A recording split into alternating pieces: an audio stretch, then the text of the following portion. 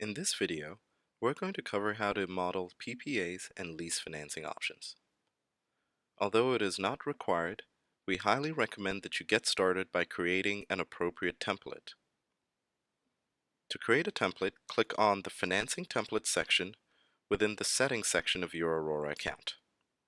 Then click on Add Financing Templates. You give the template a name of your choosing. I'm going to go with Lease Option and hit Create. The first thing you'll want to do is change the project useful life to the length of my lease.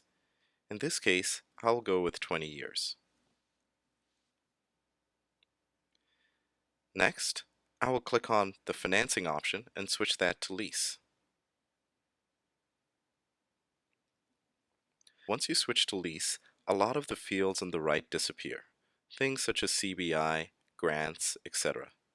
That is because they are no longer relevant to the financial option you will be modeling. You can go ahead and change things such as the degradation factor, and in here I can put some of my lease parameters.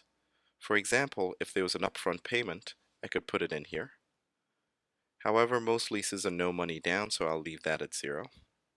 And I can input lease escalation rate of 2.99%. Finally, to complete this template, I will lock the fields that I don't want anybody to be able to change. So I'm going to lock the lease escalation rate. I am going to lock the degradation factor and all of these other parameters, meaning that the only functions that my users can change are the lease upfront payments and the monthly lease payments. It's a similar procedure to model a PPA.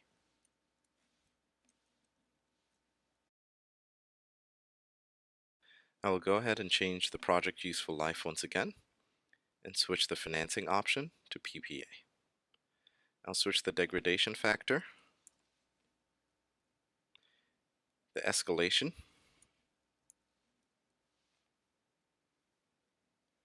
and I will lock the fields that I don't want anyone to change. Great. Now that I have my template set, I am going to perform my financial analysis. I'll run both a PPA and a lease. To get started, I will select a project,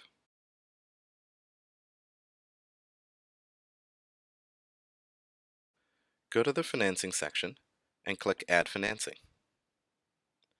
Let's assume we're going with a PPA at 15 cents a kilowatt hour. For my drop-down menu, I can just select the PPA option and hit Create.